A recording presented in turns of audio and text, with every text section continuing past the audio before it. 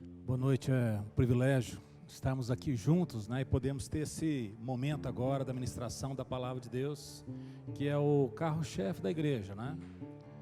Jesus fala assim que nós devemos examinar as Escrituras porque são elas que testificam dele. Ele é o Cordeiro de Deus que tira o pecado do mundo, e o pecado é aquilo que nos separa de Deus. A prática do pecado, ele traz um salário, e o salário é a morte. Mas o dom gratuito de Deus é a vida eterna em Cristo Jesus.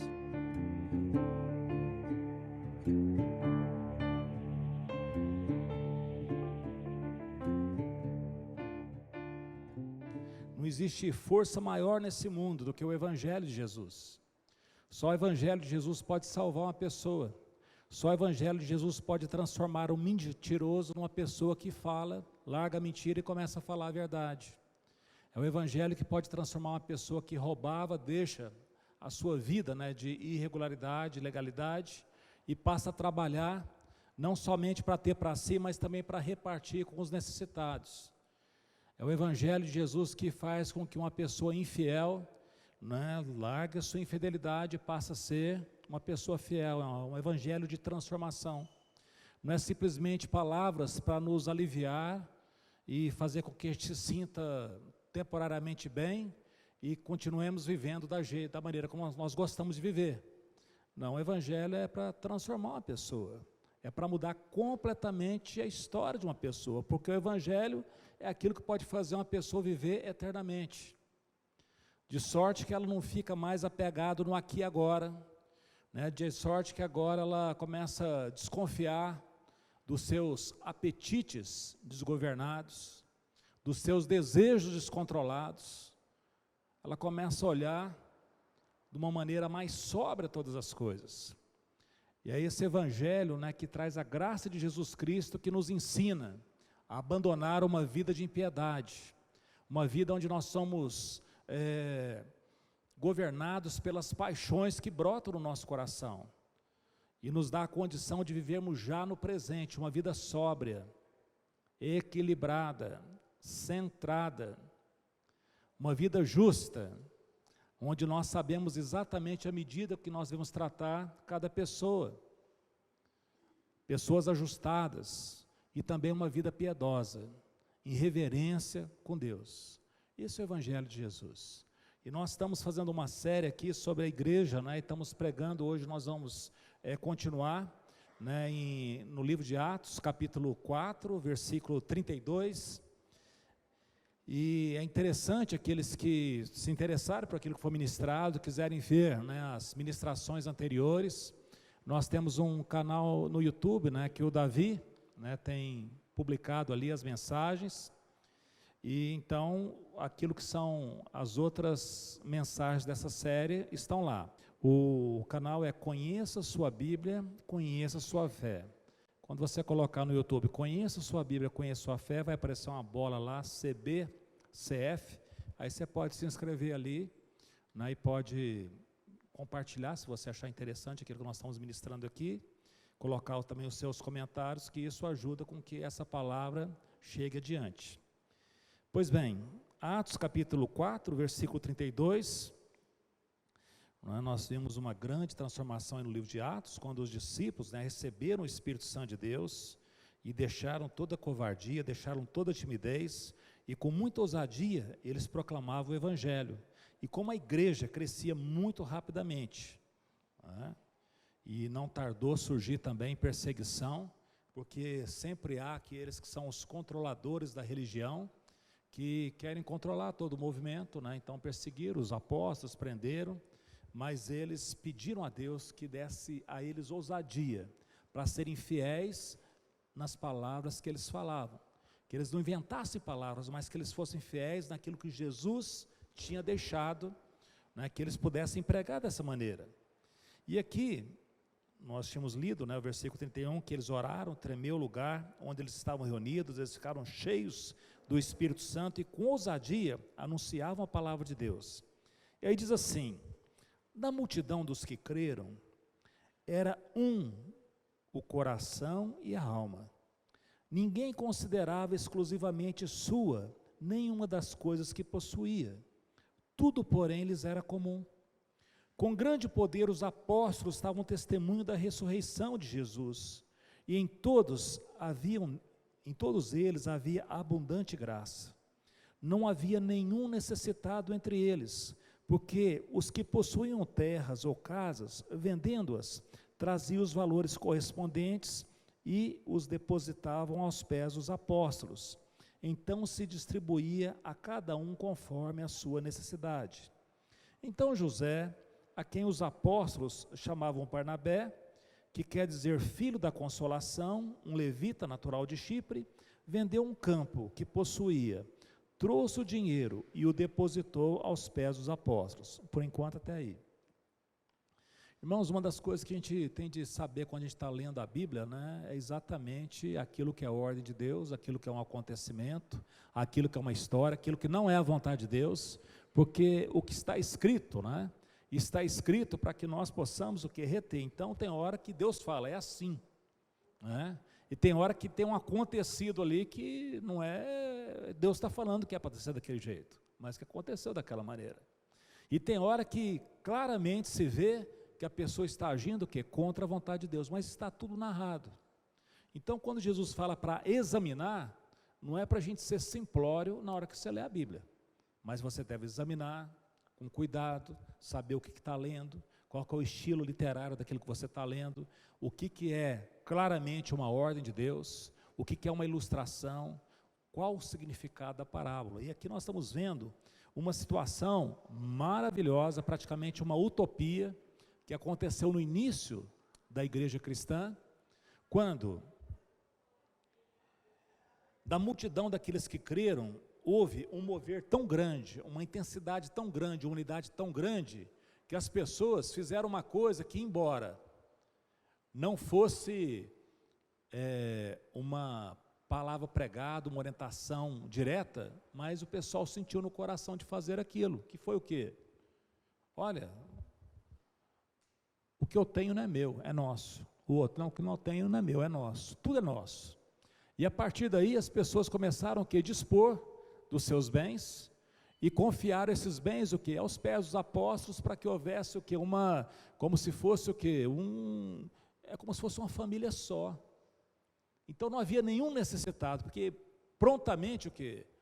As pessoas foram assistidas com os recursos advindos o quê? Dessas vendas. Não se fala que havia uma ordem, uma pregação direta a respeito disso. Foi um mover que teve naquela comunidade.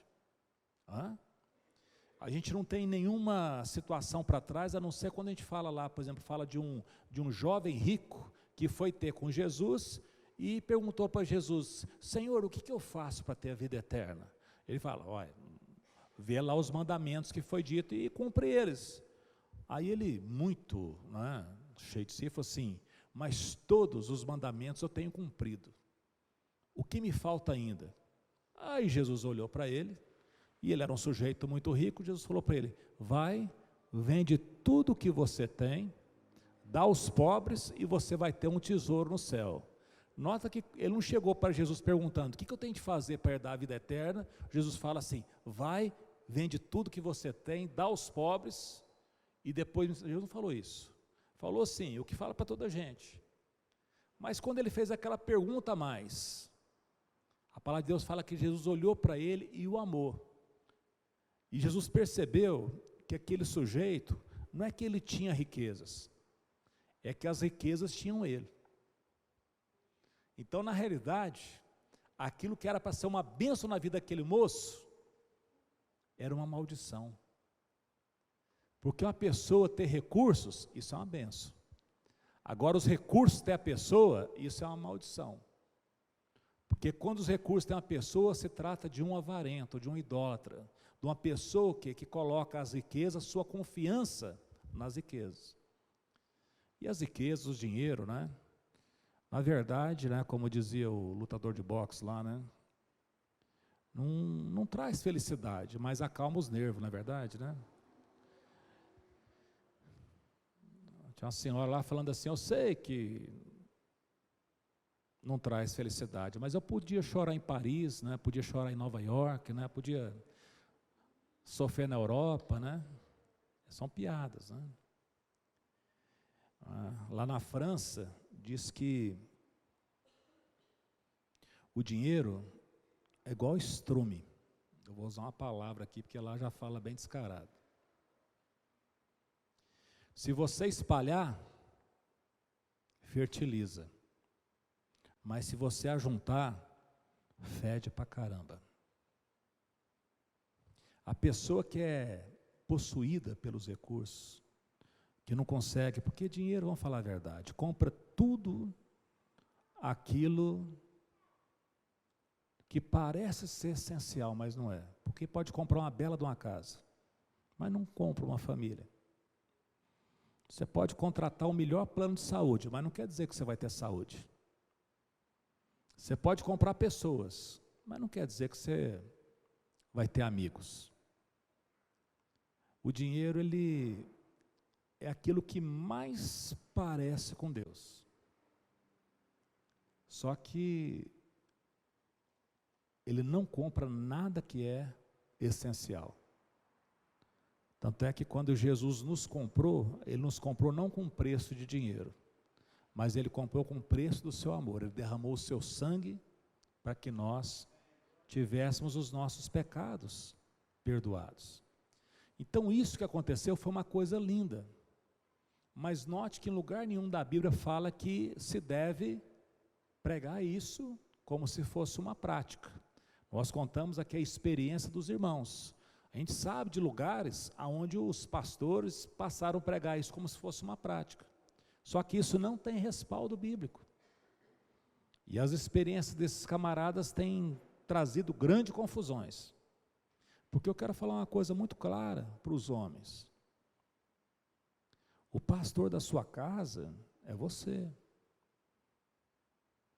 Se você acha que você é responsável somente para levar o sustento material, você está deixando uma parte importante daquilo que é a sua missão como marido na sua casa, como pai, que é levar o alimento espiritual. Aqui na condição de pastor, que eu tenho o ministério aqui da pregação, do ensino, eu posso cooperar com aquilo que eu alcancei de Deus. Mas se eu for na casa de qualquer um dos senhores, a porta da sua casa é você. Eu não posso chegar lá e falar qualquer coisa na sua casa que não passe por você. E nenhum pastor pode fazer isso. E se acontecer, você deveria muito bem lembrar alguém que queira fazer isso, que lá tem homem. Muitas confusões têm acontecido. Nunca me esqueço, logo nos primeiros anos aqui em Uberaba, de uma situação de um senhor que era muito zeloso da sua casa. Ele trazia a sua esposa, os seus filhos, mas ele mesmo não ficava. E a gente via que ele cuidava muito bem da família. Um dia a senhora procurou, e falou que ia divorciar. Quando ela falou isso, passei por meu pai fez o aconselhamento com ela e tudo. Ela perguntou, não, eu vou lá na sua casa, vou lá visitar o seu esposo, mas conversa com meu pai e pronto. E eu fui lá e eu falei exatamente isso para aquele homem. A mulher falou que ia divorciar porque ele era uma pessoa alcoólatra. Eu não tinha nem ideia que era isso. Mas ele era muito zeloso, ele provia tudo na sua casa. E o dia que eu cheguei lá, eu sentei, ele estava sentado no canto, ela estava lá, e parece que na hora que eu fui lá, ele achou que eu ia lá para danar com ele, O pastor vem aí, Aí eu falei, meu irmão, deixa eu falar uma coisa para você. Eu vim cá falar que você está fazendo uma coisa muito complicada. Ele falou, o quê? Ele falou, olha, eu estou vendo que você, todo domingo, você leva a sua família todinha lá na igreja. Mas eu nunca vi você entrar para ver o que acontece lá dentro. Ele falou, mas lá na igreja acontece coisa boa. Pois é, mas eu achava que você tinha de cuidar da sua família. Porque eu queria falar que você é o pastor dessa casa. Ele falou, eu? Pastor? Eu falei, Você é o responsável da vida espiritual da sua casa. A mulher ficou nervosa, porque ela estava querendo largar dele, porque, Falou lá, o que aconteceu? Domingo seguinte, o homem estava na igreja.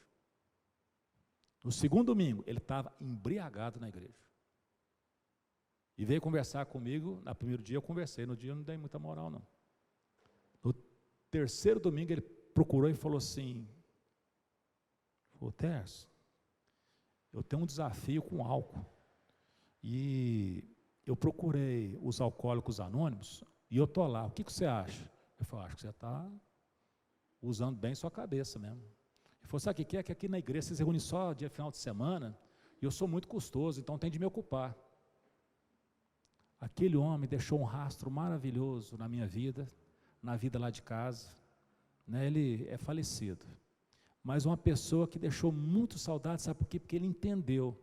Quando ele entendeu que ele era o responsável não só do sustento da casa dele, mas da orientação espiritual, ele procurou se informar. Isso é algo maravilhoso, que só o Evangelho pode fazer. Não é esquema. Não se pode confundir igreja com um partido político, com uma comunidade, com um clube social. Isso aqui, meu irmão, é o que pode nos remeter para a vida eterna. A igreja é a coluna e o baluarte da verdade. O que se pratica na igreja tem que ser a verdade. A verdade é o que? O Filho de Deus, Jesus Cristo, que abriu mão da sua condição de Deus para se tornar semelhante a nós, criatura como cada um de nós, morreu numa cruz para que nós tivéssemos o perdão dos nossos pecados.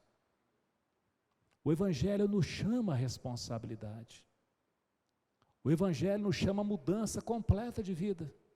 Então essa experiência que aconteceu com esses irmãos foi uma coisa maravilhosa. Mas nós não podemos pregar como se isso é a maneira agora que as pessoas vão viver. Porque aqui não fala, aqui foram as pessoas ouvindo o Evangelho, entenderam de fazer diferente. Esse homem Barnabé, ele foi lá e vendeu e olha a seriedade disso aqui, que você vai ver que o negócio aqui vai apertar bastante. Ele foi lá vender um campo, pegou tudo e colocou, ninguém falou para ele fazer aquilo. E você vai ver que está escrito aqui que ninguém tinha falado, foi o que ele fez do coração. Esse Barnabé.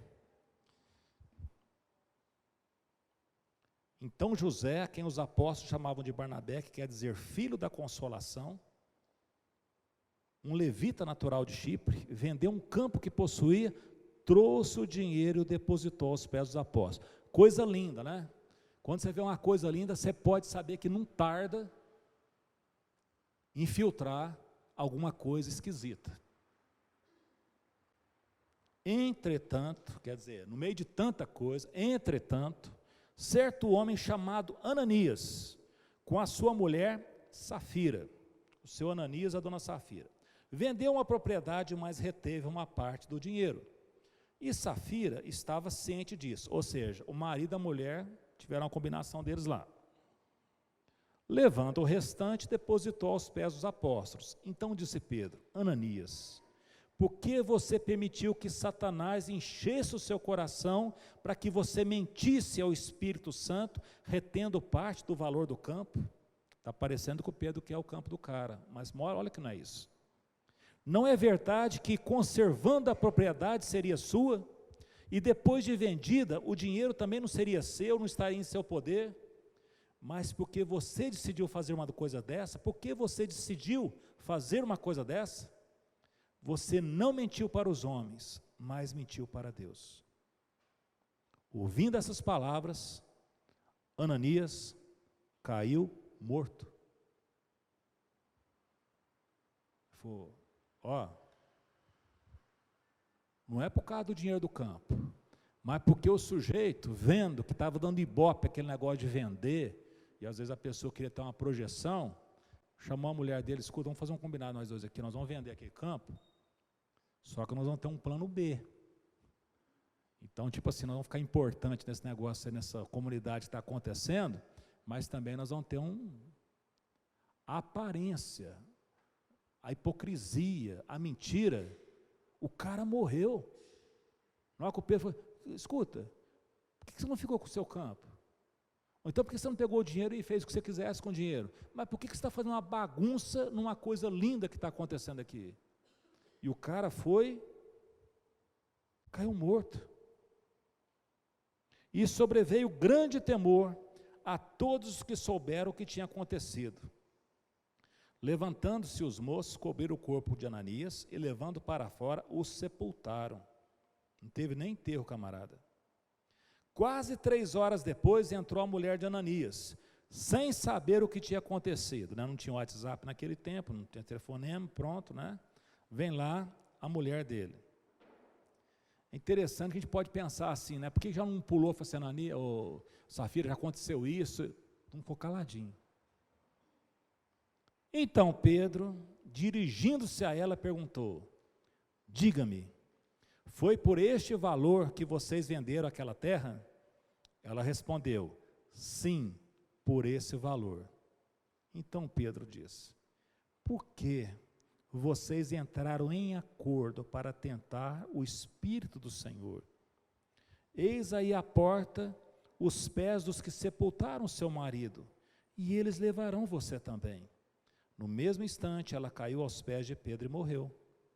Entretanto, os moços que viram que estava morta, levanta a sepultar ao lado do marido. E sobreveio grande temor a toda a igreja e a todos aqueles que ouviram falar desses acontecimentos. O que aconteceu ali, irmãos? Poder de Deus, não é assim que a gente pede? Quer ver o poder de Deus? Quer ver o milagre de Deus? Na seriedade de Deus. Porque essa questão tão radical, tão drástica, não é? Parece que naquele momento que a igreja estava começando, era necessário que uma pureza, para não virar o quê?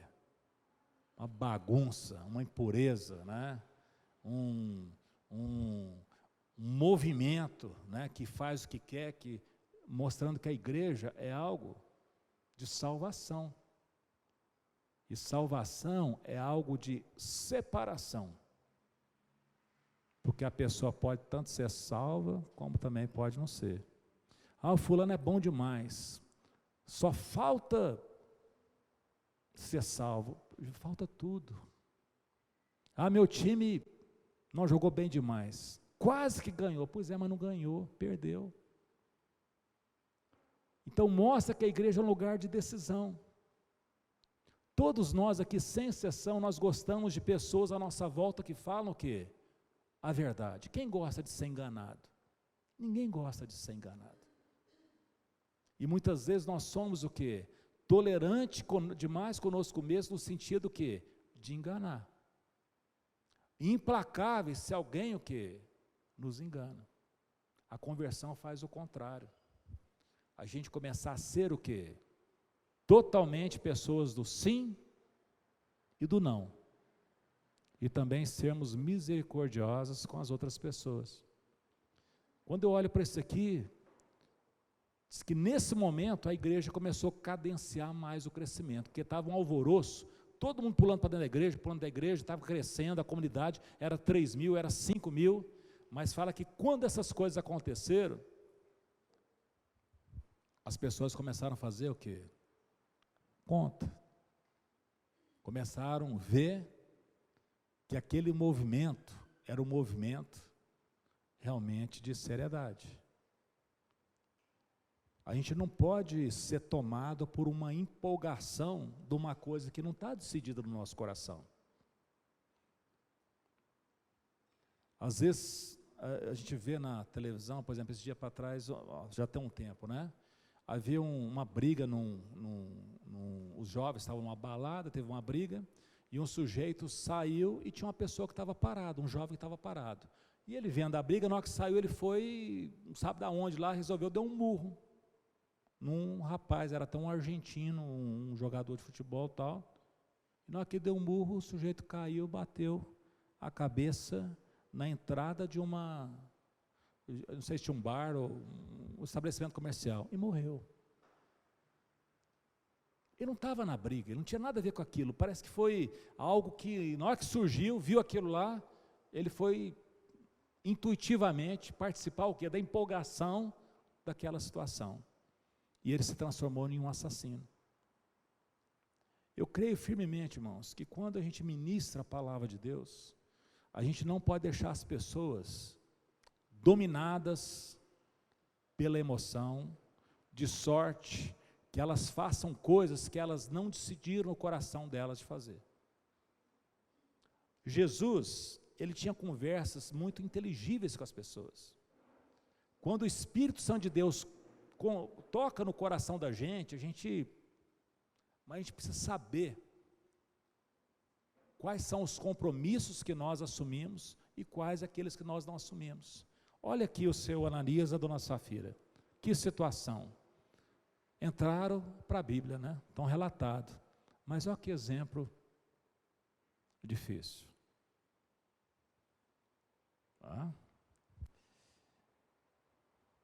Muitos sinais e prodígios eram feitos entre o povo pelas mãos dos apóstolos, e todos costumavam se reunir de comum acordo no pórtico de Salomão, mas dos restantes ninguém ousava juntar-se a ele. Porém o povo tinha grande admiração por eles, e aumentava sempre mais o número de crentes no Senhor, uma multidão de homens e mulheres, a ponto de levar os enfermos pelas ruas e os colocarem sobre os leitos e macas, para que ao passar Pedro, ao menos a sua sombra se projetasse sobre alguns deles. Vinha também muita gente das cidades vizinhas de Jerusalém, levando doentes e atormentados por espíritos imundos, e todos eram curados. Então note que as pessoas viram que a igreja era um lugar sério. Elas tinham admiração pela igreja, porque todas as pessoas têm admiração por um lugar que é sério, não um lugar bagunçado. Houve um tempo, irmãos, que quando se falava de pastor, falava muita coisa a respeito de pastor, que era um sujeito alienado, um sujeito que não sabia se vestir, que às vezes não sabia falar, mas era muito difícil, até uns 30 anos atrás, falar que pastor era um mau caráter, que crente era a pessoa que não era confiável, porque quando se falava do evangelho, falava de mudança de vida, e de repente houve um movimento, né, onde as pessoas ficou assim, é legal ser crente, ser evangélico. Por quê? Porque tudo que você quer, Jesus vai te dar. Começou a se pregar um evangelho assim de uma prosperidade aqui agora, porque o evangelho, né, é um evangelho de prosperidade mesmo. Imagina, né, uma pessoa que era um à toa na vida, agora é uma pessoa que tem rumo, pronto, prosperou. Uma pessoa que não era confiável, agora é uma pessoa confiável, é uma prosperidade. E mais, como o nosso irmão ministrou aqui, são pessoas que ajuntam o quê? Tesouros no céu, onde traça não corrói, onde ladrões não roubam, porque ladrão para entrar no céu tem de passar pela conversão, vai largar de ser ladrão. Nós precisamos transformar. Imagina, um lugar maravilhoso como o céu, se a gente entrasse lá do jeito que nós estamos. Imagina lá, fofoca no céu, roubo no céu, dissimulação no céu. Não, a palavra de Deus fala que no Monte Santo de Deus não vai ter nada disso. Por isso, meus irmãos, nós precisamos colocar a nossa vida em ordem, sabe? E eu vou te falar já, nós não damos conta. E porque nós não damos conta, Deus providenciou que o Senhor Espírito Santo, que é Ele que nos guia a verdade, é Ele que convence o nosso coração do pecado, da justiça e do juízo. É um processo que quando você se volta para Deus, instantaneamente você é salvo. Mas a partir dali, é tão bom quando você conversa com uma pessoa, né, o dia eu estava vendo uma pessoa lá que estava tão, não, eu estou satisfeito, eu falei assim, mas o que é? E o cara estava nervoso com umas coisas, e eu lembrando desse cara, o quê? Uns 3 anos atrás, eu estava achando era bom, viu, gente? Hoje o cara está impaciente com ele mesmo, uma coisa pequenininha, sendo que lá atrás, a miséria que ele fazia era Então você vê que a pessoa está o quê? Num processo de mudança. Deus está trabalhando no coração dele, Deus está fazendo, né, aquilo que Deus fez, Ele fez você imagem e semelhança É como se Deus pegasse lá, quando o artífice, né, o escultor vai fazer uma imagem, por exemplo, pega lá uma madeira, ele pega uma talhadeira, uma marreta e vai lá o quê? Talhando, só que aquela imagem que ele fez é imagem fake. Tem olhos, mas não vê, tem pernas, mas não anda, né? Está parado, está morta. Agora imagina quando Deus pega a talhadeira dele e parte para cima da gente, o quê? Para deixar a gente bonito. Aí é uns gritos, né, que você fala, ai, mas Deus sabe o que Ele está fazendo. E Ele prometeu que a boa obra que Ele começou nas nossas vidas, Ele vai terminar. Ele quer ser para você, mulher, o melhor marido que você tem. Ele vai trabalhar na vida do seu marido. E também, marido, quer fazer para você o quê? A melhor esposa. A palavra de Deus fala, agrada-te do Senhor e Ele vai satisfazer os desejos do seu coração. Porque quando a gente agrada do Senhor, os nossos desejos são o quê? Os desejos de Deus. E Ele tem prazer em satisfazer isso. Então, meus amados irmãos, a gente nota aqui que a igreja é uma comunidade de pessoas com as suas virtudes, com os seus problemas, com os seus acertos, com as suas contradições, mas é um lugar onde o Espírito Santo de Deus está. E Ele tem uma paciência enorme, mas não dá de mentir para Ele. Quem se levanta contra a igreja, quem quer bagunçar a igreja, tinha de prestar atenção na história desses dois aqui, Ananias e Safira. Né? Geralmente tem uns nomes tão esquisitos na Bíblia, esses nomes aqui eu acho bonito, Ananias e Safira, mas só o nome deles que é bonito, porque a história não é bonita não. E por que isso foi escrito aqui? Para nos avisar que a igreja é o lugar do amor, mas também é o lugar da seriedade. O Espírito Santo de Deus está zelando, né, disso aqui. A gente fica pensando, né, se o Pedro tivesse interessado em recursos, o que tem? Nossa, o cara trouxe uma porcentagem da venda de um campo e trouxe aqui, está tudo bom. Mas a igreja, ela é regida por princípios. E toda vez que uma pessoa começa a passar por cima de princípios, a vida dela é uma vida sem uma segurança, sem uma consistência. Agora, quando você trata com uma pessoa que tem princípios, você trata com confiabilidade, com segurança. Então, meus amados irmãos, essa palavra aqui não é uma palavra simplesmente, eu sou assim, então eu não vou mudar. Não, o Evangelho muda, gente. Eu vou terminar agora lembrando uma coisa que vira e mexe, a gente lembra aqui, porque é muito forte. Jesus pregado no meio de dois ladrões. Um ladrão foi salvo. Então ninguém precisa ficar desesperado, por quê? Porque tem esperança para o malfeitor.